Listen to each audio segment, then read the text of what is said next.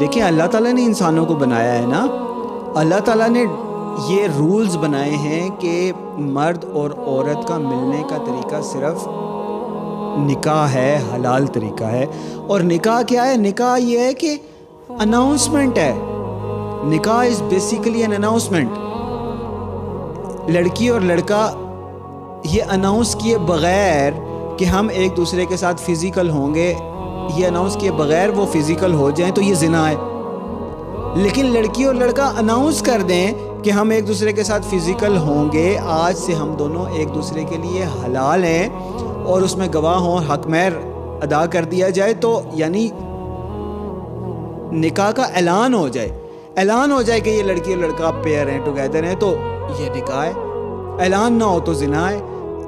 اللہ تعالیٰ نے اتنا آسان بنایا, یہ سسٹم اللہ تعالیٰ نے بنایا ہے کہ لڑکی اور لڑکے کا ملنے کا